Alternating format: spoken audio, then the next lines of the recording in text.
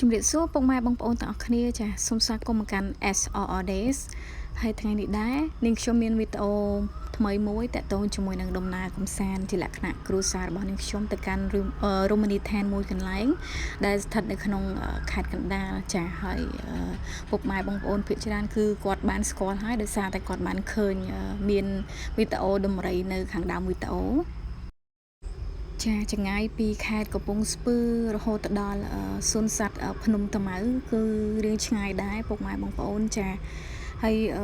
និយាយទៅនាងខ្ញុំអត់ដែលបានទៅទេជាលើកទី1ហើយក៏អត់ដឹងផ្លូវដែរគឺពឹងផ្អែកទៅលើ Google Map ទាំងស្រុងចាប៉ុន្តែ Google Map នោះបែរជានាំផ្លូវខុសផ្លូវកាត់ណាធ្លាក់អូហូស្ទឹងពុកម៉ែបងប្អូនហើយចង់និយាយថាពេលនោះមានអារម្មណ៍ថាភ័យដែរមកឡានមានម៉ាក់របស់នាងខ្ញុំគាត់នៅក្នុងនឹងគាត់ភ័យអញ្ចឹងណាតែក៏ជាចៃដន្យសំណាងឲ្យបានជួបលោកអ៊ំដែលជាអ្នកអភិរក្សនៅតំបន់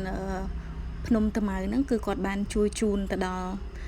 ល់ផ្លូវដែលអាចកាត់ទៅដល់សួនសត្វតែម្ដងចាអញ្ចឹងហើយក៏យើង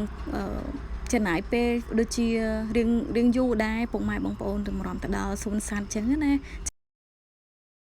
អញ្ចឹងពេលទៅដល់ទីតាំងហ្នឹងគឺយើងត្រូវបង់លុយសិនសម្រាប់មនុស្សធំអញ្ចឹងណាដោយសារពេលហ្នឹងនាងខ្ញុំទៅដូចជា4នាក់ប៉ុន្តែកូននាងខ្ញុំអញ្ចឹងគេអត់យកទេគឺក្មេងៗគេអត់យកលុយទេគឺយកតែមនុស្សធំអញ្ចឹងណាពេលដែលបានបងលុយឲ្យហើយអស់អញ្ចឹងយើងក៏បានចូលទៅខាងក្នុងយើងអាចជិះឡានចូលបានឬមួយក៏យើងអាចជួលឡានគេឬក៏ម៉ូតូគេជិះនៅក្នុងព្រៃហ្នឹងក៏បានដែរពុកម៉ែបងប្អូនចាហើយហ្នឹងហើយអញ្ចឹងអ្វីដែលយើងចូលទៅមើលដំបូងគឺមានដំរីមានអីហើយមានសត្វផ្សេងទៀតមានតោមានអីអញ្ចឹងប៉ុន្តែគាត់ថាពេលទៅហ្នឹងគឺនឹងខ្ញុំអត់បានទៅសាប់កន្លែងទេហើយអ្វីដែលយើងចង់ទៅមើលបំផុតគឺទៅមើលអូនលំផាត់ហ្នឹងហើយដែលល្បីនៅក្នុងប្រព័ន្ធបណ្ដាញសង្គមហ្នឹងឯងចាហើយនេះគឺជាផ្លូវយើងទុកឡានសិនឬក៏ទុកម៉ូតូយើងសិនអញ្ចឹងណាចាហើយយើងដើរចូលទៅមើលទៅចាហើយឃើញថាពេលទៅដល់ឃើញមានមនុស្សច្រើនដែលគាត់ចាំមកមើលអូនលំផាត់ដែរអញ្ចឹងណាចាហើយមានអូនលំផាត់មានអូនចំណាមចាហើយមានឈូកមានលាក់គីអីចឹងទៅចាហើយ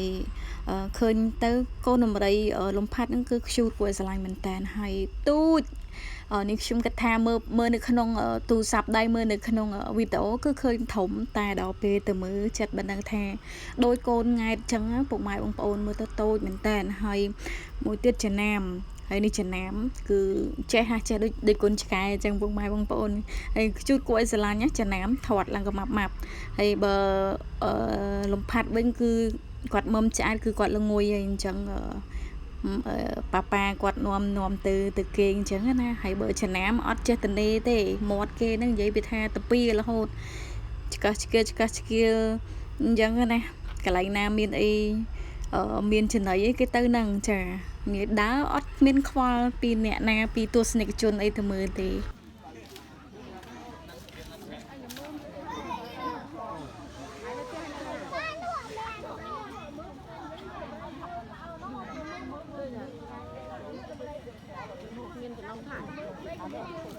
អានេះចំណាម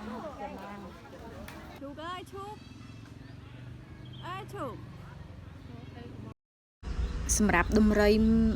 ឈ្មោះឈូកគឺគាត់បានពិការជើងពុកម៉ែបងប្អូនហើយឃើញហើយអាណិតមែនតើនាងខ្ញុំឃើញហើយក៏មានអារម្មណ៍ថាអាណិតខ្លាំងមែនតើណា